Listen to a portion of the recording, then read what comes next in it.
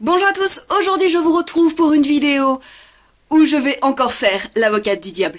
Aujourd'hui, on va parler d'un sujet qui fait fureur en ce moment sur les réseaux sociaux qui concerne la littérature et les livres, l'élitisme. Qu'est-ce que l'élitisme, vous allez me dire? Eh ben, je suis allée chercher la définition chez notre cher ami Larousse. Élitisme non masculin, attitude ou politique visant à former et à sélectionner les meilleurs éléments d'un groupe sur le plan des aptitudes intellectuelles ou physiques aux dépens de la masse. Donc, au niveau de la littérature, ça veut plus ou moins dire qu'il y a des livres qui valent mieux que d'autres et que d'autres, il faudrait mieux les brûler. Alors, je ne vais pas citer les articles qui sont diffusés en ce moment sur les réseaux sociaux à coup de le young adulte, ça vaut pas le coup, les lectures populaires, c'est de la merde. Non, je ne vais pas les citer parce que ça leur ferait déjà trop de pub et puis j'ai pas envie de leur faire de la pub. Et puis surtout, c'est ce qu'ils veulent, hein, c'est que nous, on réagisse. De toute façon, à partir du moment où on parle de quelque chose, c'est qu'on en parle, et c'est le plus important. C'est un peu la même chose que certaines émissions télé. Donc pour en revenir à nos moutons, il y a manifestement une hiérarchisation de la littérature et des gens qui se permettent de juger les personnes qui ne lisent pas comme eux. Ça revient à dire que il y a des livres qui valent mieux que d'autres. Il y a des livres, il vaut mieux les mettre sur un piédestal pour que tout le monde en ait peur, et que les autres, en fait, c'est de la merde, que la classe populaire lit, mais en fait, il vaudrait tellement pas que ce soit lu. Non, mais c'est tellement une honte. Moi-même, je classe la littérature dans deux catégories différentes, mais sur un pied d'égalité. Voilà, il n'y a pas une catégorie qui vale mieux que l'autre, hein, et je vais vous expliquer pourquoi, en plusieurs points, et surtout pourquoi l'élitisme est un cancer pour la littérature et pour la vie du monde du livre. Si je devais classer la littérature, ce serait en deux catégories sur un même pied d'égalité. Hein, il n'y a pas une littérature qui vaut mieux que l'autre. Il y aurait la littérature ambitieuse, donc grosso modo les classiques avec une littérature où le style surpasse, disons, le traitement des personnages et l'histoire en général, même si ce n'est pas tout le temps vrai, et la littérature de divertissement où on va retrouver le policier, la fantaisie, donc la littérature de genre, et les lectures populaires, donc tout ce qui se vend en général. Vous connaissez les noms, je n'ai pas besoin de vous les prononcer. J'ai moi-même trouvé ces termes, donc de littérature ambitieuse et de littérature divertissante, pour que ce soit plus facile en vidéo, que je puisse les catégoriser pour que vous puissiez vous-même me suivre et que je puisse moi-même me suivre au courant de cette explication. Mais ce ne sont pas des termes pertinents selon moi, puisque je fais un peu cette vidéo à chaud, donc j'ai un peu pris les termes qui me paraissaient le plus proches de ce que je pense, mais il y a quand même des littératures dites de divertissement que j'ai quand même un peu du mal à classer là-dedans, hein, et il n'y a qu'un seul nom d'auteur que je vais utiliser, et pour moi c'est un peu voilà le best of the best, Tolkien. Dans la littérature de divertissement. Sérieusement, Tolkien a développé la Terre du Milieu, mais comme jamais personne aurait pu développer un univers. Surtout à l'époque où il l'a fait, il a inventé des langues. Il a créé une mythologie qui remonte sur plusieurs millénaires, genre il y a des noms qui sont donnés dans la trilogie originale qui n'a pas été reprise dans la trilogie de Peter Jackson, parce que sinon les films auraient duré 5h30 chacun. Et encore, je suis gentille avec le 5h30. Il a passé sa vie à développer son œuvre, et on ose mettre tout l'univers du Seigneur des Anneaux dans la littérature de divertissement. Ça, vous voyez, j'ai un peu du mal. Donc c'est pour ça que les termes ne sont pas pertinents selon moi, mais c'est les termes les plus simples que j'ai trouvés pour qu'on puisse se comprendre. Donc si je classe la littérature en deux catégories, elles sont quand même sur un même pied d'égalité, puisque l'une ne vaut pas mieux que l'autre. Pour la simple et bonne raison que les classiques que l'on vénère aujourd'hui comme des grands mouvements de la littérature française, ils étaient aussi critiqués et on leur crachait autant dessus que les livres populaires sur lesquels on crache aujourd'hui. Alors promis, hein, je ne vais pas faire un cours sur les mouvements littéraires dans cette vidéo, même si c'est un sujet ultra intéressant, mais juste pour vous dire qu'il y a eu énormément de mouvements dans la littérature, c'est-à-dire, ce que j'entends par mouvement, c'est des auteurs qui ont fait le choix de modifier ce qui ne leur plaisait pas dans le mouvement précédent et de créer leur propre mouvement. Vous en connaissez certainement quelques-uns, le romantisme avec comme auteur principal, on va dire, Victor Hugo, le naturalisme avec Zola en tête d'affiche, mais il en existe plein d'autres, hein, le baroque, le classicisme, le nouveau roman, l'absurde avec Ionesco dans le théâtre, enfin bref, il y a eu je sais pas combien de mouvements, je vais vous le dire ça tout de suite, 2, 4, 6, 8, 10, 12 mouvements dans la littérature, 12 mouvements dans la littérature, en tout cas des mouvements principaux, et à chaque fois, ce qui est plutôt drôle, hein, à chaque fois, chaque mouvement a eu ses détracteurs. Genre des personnes ont osé critiquer Zola ou Proust. Et surtout, un des mouvements majeurs courant 19e, je crois que c'était plutôt même fin 19e, c'est que le roman a été publié en roman feuilleton, c'est-à-dire qu'il y avait des chapitres qui étaient publiés dans les journaux, et mon Dieu, mais les petites gens avaient accès à la littérature, alors qu'aujourd'hui, ces mêmes auteurs publiés à l'époque en roman feuilleton, ils sont vénérés comme pas possible, alors qu'à l'époque, ils ne valaient pas mieux que Marc Lévy ou Guillaume Musso. Et au passage, chaque mouvement littéraire qui a vu des détracteurs au moment de sa prolifération et des auteurs qui ont commencé à vraiment s'y attacher, et ben maintenant c'est vu comme des mouvements ultra importants dans l'histoire de la littérature française. Si je devais à l'instant T expliquer pourquoi la littérature de divertissement, donc populaire, littérature de genre, est autant critiquée, c'est parce que pour moi, le mouvement littéraire en ce moment, c'est que la littérature évolue et que elle devient accessible à tout le monde et que tout le monde arrive à trouver ce qu'il aime bien.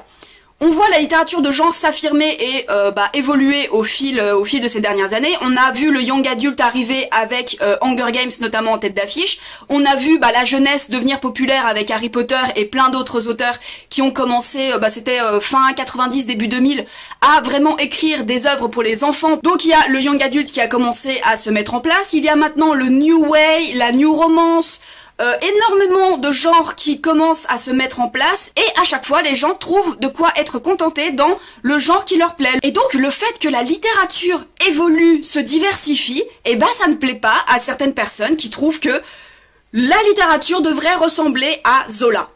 Moi, je trouve que c'est génial que des personnes se retrouvent dans le policier, dans le young adulte, dans la jeunesse parce que ça permet aux gens de lire. Et ça, pour moi, c'est le plus important. Même si je catégoriserais la littérature en deux catégories, que les gens lisent l'une ou l'autre littérature, en fait, à partir du moment où les gens sont contents de ce qu'ils lisent, c'est le principal. Et à partir du moment où le monde du livre évolue, que le monde du livre se métamorphose pour proposer de nouvelles choses, pour proposer des nouveaux auteurs, c'est ça pour moi qui est important. Que la littérature se diversifie, pour moi c'est super chouette, parce que ça permet à des gens qui ne sont pas touchés par la littérature dite ambitieuse, de se retrouver et de trouver des messages hyper forts dans la littérature de divertissement. Parce que oui, il y a des littératures de divertissement qui proposent aussi des messages aussi importants que dans la littérature ambitieuse. Et des gens qui se sont retrouvés dans un genre alors qu'au début ils ne lisaient pas ou peu, vous avez une preuve en image. Moi, quand j'étais petite, j'avais pas beaucoup de livres chez moi. Mes parents tenant une boutique, une boulangerie pour être précise, ils n'avaient pas forcément le temps ni l'envie de lire. Quand le papa se lève à 3 h du matin pour arriver à la maison à 15 h, il a plus envie de faire sa sieste plutôt que de se pencher sur un bouquin. Ça, on est plutôt bien d'accord. Et la maman, c'est un peu pareil. Et vu que j'avais des frères qui étaient adolescents, voire jeunes adultes quand je suis arrivée au monde, eux non plus, ils avaient pas forcément envie d'emmener leur petite sœur à la bibliothèque. Donc il y avait peut-être une dizaine de livres chez moi qui m'étaient accessibles. Et du coup, je les lisais régulièrement, mais ce n'est vraiment pas à ce moment-là où j'ai développé une passion pour la lecture, comme certaines personnes ont pu l'avoir dès tout petit, parce que voilà, à part une bibliothèque communale, il n'y avait pas grand-chose dans mon petit village paumé en campagne pour faire évoluer mon amour de la lecture. C'est plus au moment de mon adolescence où je suis arrivée dans une ville quand même un peu plus imposante, où il y avait plusieurs librairies et plusieurs bibliothèques, même si j'ai développé plutôt mon amour pour la librairie à ce moment-là, parce que voilà, j'étais déjà pas fan de cette idée d'empreinte dans la bibliothèque. Donc quand j'ai découvert le monde merveilleux de la librairie et à quel point c'est facile de dépenser de l'argent, je me suis tournée vers le genre que lisaient mes copines, puisque c'est mes copines de l'époque qui m'ont donné envie de lire et qui m'ont donné vraiment cette envie de lire, et c'était plutôt dans le young adulte. Voilà, donc à l'époque, je lisais beaucoup de Hunger Games, j'ai lu Uglies, j'ai lu énormément de choses en young adulte, et aujourd'hui, en tant que jeune adulte, donc j'ai 25 ans maintenant aujourd'hui, je lis de tout. Voilà, je peux lire du policier, le lendemain, je peux te taper un classique dit hyper élevé, et puis après partir sur de la jeunesse. J'ai développé ma curiosité littéraire au fil de mes lectures, et en touchant le monde du livre, que ce soit de manière prononcée ou pas. Et d'ailleurs, petit aparté, si je lisais principalement du young adulte quand j'étais ado, c'est parce que on me forçait à lire des classiques sur lesquels je n'avais franchement pas envie de me pencher. Autant La Peste, qui est quelque part par là, qui fait partie de mes lectures préférées que j'ai lues au lycée, c'était une œuvre vraiment géniale à lire au lycée. Par contre, quand on m'a donné du Zola... Non, je n'ai pas eu envie de lire Zola parce que justement, on me l'a présenté sur un piédestal. Ça vaut tellement mieux que les autres livres qui sont lus aujourd'hui, bah que j'ai pas eu envie de le lire en fait. Et j'ai une amie qui m'a rapporté son propre témoignage que à cause d'une prof, elle qui lisait beaucoup quand elle était petite, qui lisait énormément quand elle était petite, et bah à cause d'une prof qui n'arrêtait pas de dire que le young adulte c'était de la merde et que tout ce que les jeunes lisent aujourd'hui c'est de la merde comparé aux classiques, et ben maintenant elle est dégoûtée de la lecture. Et puis soyons sérieux 2 minutes, hein, proposer Moby Dick en intégrale à une enfant de 5e, c'est véridique. Hein. Il y a vraiment un père de famille qui m'a dit qu'elle devait lire Moby Dick. Intégrale, hein. Quand on voit la bricasse qu'est Moby Dick, pour des élèves de 5e, donc environ 13 ans, autant il y en a certainement qui vont apprécier et qui vont aimer cette œuvre, hein, autant je pense qu'il y en a beaucoup en voyant la bricasse que c'est, qui vont en être dégoûtés. Donc c'est pour ça, sur mon expérience, je suis persuadée que des personnes qui lisent de la littérature populaire aujourd'hui pourraient peut-être se tourner vers des œuvres plus qualitatives et donc faire développer la littérature ambitieuse. Ce que les personnes élitistes n'arrivent peut-être pas à comprendre et arrivent peut-être pas à saisir, c'est que en allant cracher sur les goûts des gens, en allant cracher sur les lectures des autres, ça ne donne absolument pas envie à la personne d'aller découvrir Zola parce que implicitement, ça donne l'impression que Zola est mis sur un piédestal et sur un pied d'inaccessibilité, alors que, en connaissant l'expérience de Lemon Jaune avec les classiques, on peut se rendre compte que si on a envie de lire un classique, on est tout à fait capable de lire un classique. Mais quand on met les classiques sur un piédestal en disant que c'est tellement inaccessible pour la petite gens que les gens vont rester dans leur littérature populaire et n'auront absolument pas envie d'éveiller leur curiosité. En leur proposant gentiment ce que vous appréciez, je dis bien gentiment et avec bienveillance, eh ben ça donnera peut-être plus envie aux personnes de découvrir ce que vous aimez. C'est ce que Lemon Jaune fait tout simplement sur sa chaîne d'ailleurs. Hein. Elle propose toutes sortes de littérature et elle est plus connue sous les classiques parce que voilà, elle s'est fait connaître sur ça puisque les classiques ne sont pas forcément très relayés sur Booktube. Eh ben ça donne envie aux personnes de lire du classique, parce qu'elle y va avec bienveillance, elle explique le pourquoi du comment elle a aimé une œuvre. Alors au lieu de cracher sur la littérature de divertissement ou sur les lectures populaires, est-ce qu'il ne vaudrait pas mieux y aller avec bienveillance? La littérature populaire permet à des auteurs de se faire connaître, permet à des lecteurs de découvrir des genres qu'ils n'auraient peut-être pas découverts avec les classiques. Et est-ce que ce n'est pas ça le plus important?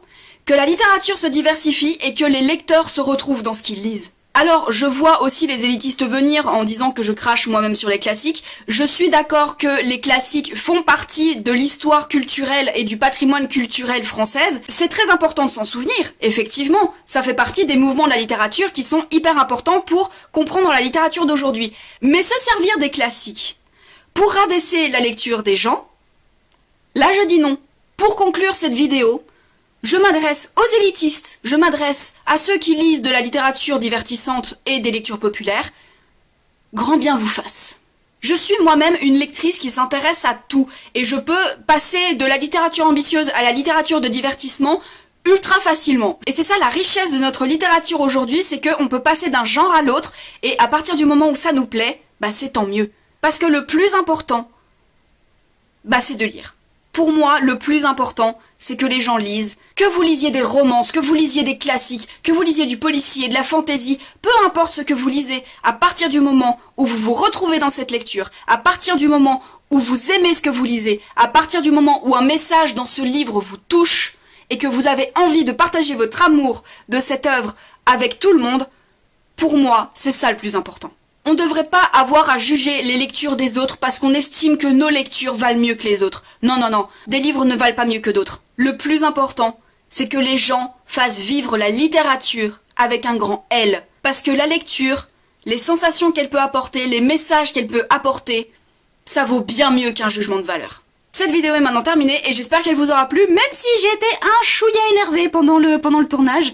Mais c'est un message qui me tient tellement à cœur que... Voilà, je devais la mettre sur YouTube. Je vous souhaite une très bonne journée et de très belles aventures au pays des pages.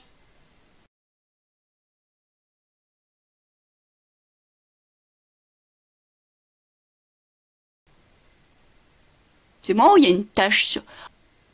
Non, non, c'est pas... Non, non, c'est pas une tache. J'ai eu peur que ce soit une tache. Qu'est-ce que je disais? Je parlais de la qualité des trucs, mais...